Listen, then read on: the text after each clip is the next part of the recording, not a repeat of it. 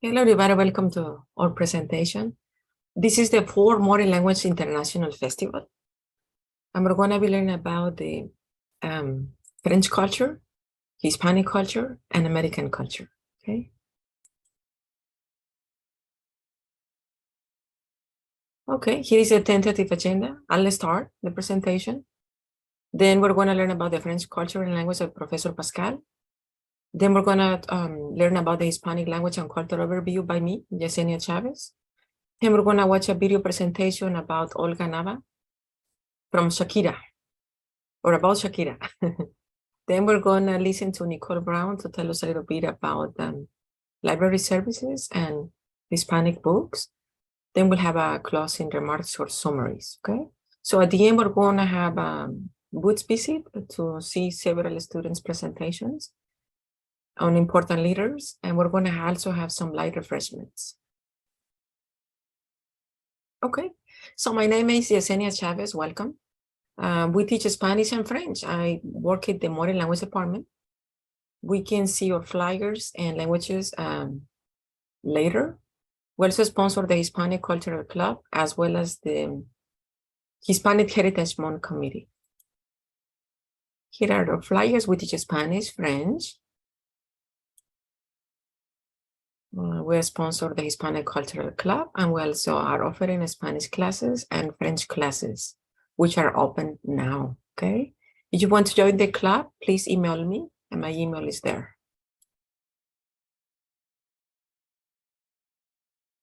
Okay, so now it's time to watch the video. Another video by Dustin Heisenbach and Luis Reyes. And finally, my own video, Hispanic Culture Overview. Okay, Hispanic Culture Overview. Why are we here today? We support the inclusion of culture in Spanish language learning classes for the following reasons. There is a possible relationship between the student's cultural identity and language learning. There could be also a relationship between language and cultural identity. It could also improve the student's social skills. It could promote the idea of belonging to a social group. It could also motivate students to learn more about other cultures and languages. It could aid language learning at the semantic and pragmatic level, which is grammar and meaning. It could motivate students to learn about real people and real places that are part of a different culture. You may have a student with a different cultural identity than your own in your class. It could also improve the teaching skills of the professors who use them. And it could also be part of the teaching curriculum in language learning if you are a professor like myself, okay? And there are my references. So we support the following 3 theories about language and culture learning. Language is part of culture, language conveys culture, and language changes according to attitudes and beliefs, okay? As there are more than 160 definitions of culture,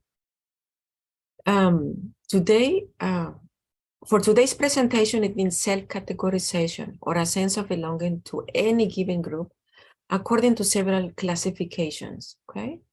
The classification may include ethnicity, language, religions, etc. Our cultural identity may change through our life spans.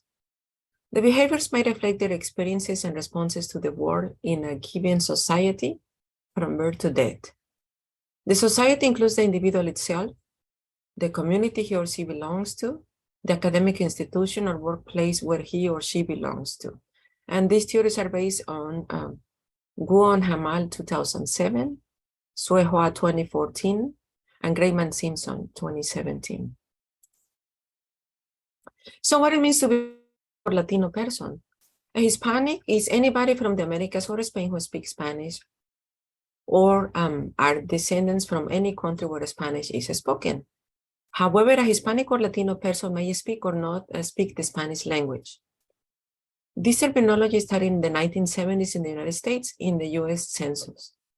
It refers to persons who have Puerto Rican descent, Mexican, Mexican-American, or Cuban-American descent. A Latino person, it's anybody with Latin American descent, but also includes the Portuguese and Haiti, but it excludes Spain. In other words, it is related with the Romance language they speak. either Spanish or Portuguese. We also have other terminology, okay, to represent Hispanic or Latino. It's called Chicano, Latinx, Latine, Caribbean, Afro-Caribbean, Afro-Latino, or other. We may have people that don't relate to any of those terms, okay, but they are also included in this presentation, okay? So for this presentation, Latino Hispanic is anybody mentioned above, or somebody who may have roots from Argentina, Bolivia, Chile, Colombia, Costa Rica, Cuba, Dominican Republic, Ecuador, El Salvador, Equatorial Guinea, Guatemala, Honduras, México, Nicaragua, Panamá, Paraguay, Peru, Spain, Uruguay, Venezuela, and Puerto Rico. It is also a person who may live in the United States, but who may or may not speak Spanish. That person may be a recent immigrant, first generation, born here in the United States as a second generation, or a third generation Hispanic where his or her grandparents emigrated to the United States from any of those countries mentioned, okay? It also includes anybody mentioned in the previous term, okay? However, many Hispanics prefer their terminology from their country, like Mexican, Cuban, Venezuelan, etc. Now, let's want to talk about the Hispanic population in the United States. We are mostly from Mexican or Mexican-American descent, Puerto Rican, Salvadorian, and Cuban, and Dominican Republic. Most of Hispanics who get a college degree at the national level are from Spain, which is the first place in getting students with a college degree. Venezuela is number 2, Argentina number 4, Colombia number 5. And so far, we got Peru, Cuba, Ecuador, Dominican Republic, and Mexico were the number 9, and Honduras the number 10. Most of the educated Hispanics or Latinos in the United States live in the following cities: Miami, Washington, D.C., Orlando, Boston, and San Francisco. Hispanic or Latinos in the United States are a very diverse population, including social, economic, and geographical differences. However, we also serve several cultural communalities, like the Spanish language we speak, several festivities or holidays, or religion, which is mostly Christian and Evangelista, family importance, the food, or love for music, etc. Latinos, we also celebrate and share the following values. We can succeed in life if we work hard. We have very high aspirations in life. We are experts in overcoming obstacles in life. We're very confident about our futures. So now let's talk a little bit about the population, okay? In Pasadena, Texas, San Jacinto College, Houston, Texas, in Texas, and in the United States as a whole, okay? As a whole. So let's start with Pasadena, Texas. More than 70% of the population in Pasadena are Hispanic.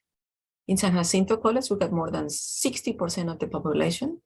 In Houston, Texas, we're more than 50%. In Texas, we're about 40% of the population. And at the national level, we're about 20% of the population. Okay? So education, how much college degrees do we get? A bachelor's degree by region. In Texas, unfortunately, we're less than 20% overall. Okay? In Texas, in Houston, in the United States, in Pasadena, Texas, is even lower. In San Jacinto College, we don't have that information because our college only gives an associate's degree, not bachelor's degree, okay? So as you can see, it's really low, which means that less than 20% of Hispanics are educated with a bachelor's degree or higher, okay? About the Spanish language, okay? Hispanics in Houston, Texas, we speak more than 80%, more than 80% of Hispanics in Houston, Texas, we speak the Spanish language.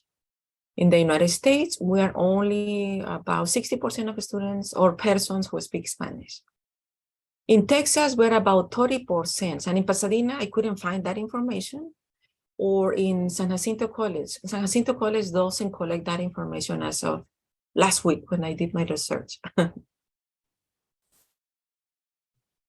So continuing with this, most foreign-born people in Pasadena, Texas is from Mexico, which is the #1 country. India is the number 2 country, and El Salvador is the number 3 country. Therefore, we assume the languages we speak in Pasadena, Texas, and the population in San Jacinto College is English, the number 1 language. Spanish from Mexico is the number 2 language. Hindi is the number 3, and 4, Spanish from El Salvador. Okay, so English, Spanish, and Hindi are the top languages spoken around San Jacinto College and in the Pasadena area. Okay, so today we're going to also talk about the April the 23rd is the day of the Español, el Día del Español or Spanish Language Day. This day was created by UNESCO in 2010. That is the day that Miguel Cervantes died. He wrote Don Quixote de la Mancha. About 580 million people in the world speak Spanish. Spanish is the second language in the United States and the third on the internet. Number 4, 6 states in the United States have Spanish names: California, Florida, Arizona, Nevada, Montana or Montaña, and Colorado. Okay. Number 5, Spanish is the official language in 21 countries, which I already mentioned before. Number 6, Spanish is spoken in the United States since 1513. Number 7, Mexico is the number 1 country of Spanish speakers and the US is the second. Number 8, Spanish has more than 90,000 words. Number 9, the most important book in Spanish is Don Quixote de la Mancha. Number 10, other very famous writers in Spanish include Isabel Allende, Julia Álvarez, Miguel García Márquez, Jorge Luis Borges, etc. and etc. Okay. 11, top 3 movies in Spanish in the United States by box office. Number 1, Directions Not Included, Faunos, Laberinto, and Like Water for Chocolate. Okay, there you see my references. Okay, now I'm going to talk a little bit about important leaders in the United States or in the world. 1 is Sonia Sotomayor, number 2 is Cesar Chavez, and number 3 is Shakira. Okay, let's go with Sonia Sotomayor, and I'm going to read the one in Spanish because you can read the one in English. Okay, Sonia Sotomayor, 4 cosas. Juez de la Corte Suprema de Estados Unidos, la primera hispana y la tercera mujer en ese puesto. Su familia es de Puerto Rico. Asistió a la Universidad Princeton. Okay, now César Chávez. César Estrada Chávez, 4 cosas. Luchó por mejores sueldos y los derechos de los trabajadores agrícolas en los Estados Unidos. Luchó para concientizar sobre los pesticidas en California, Texas, Arizona y Florida. Barack Obama declaró el 31 de marzo el Día de César Chávez. Muchos lugares y edificios en California y Texas tienen su nombre.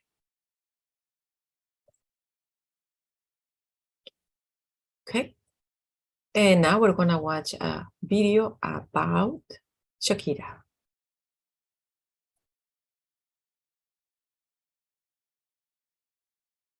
After the video, we're going to listen to Nicole Brown. And here are the references. A special thanks, students at San Jacinto College, faculty and staff, community members, Modern Language Department. Any questions, please email me to my email there. Thank you for watching.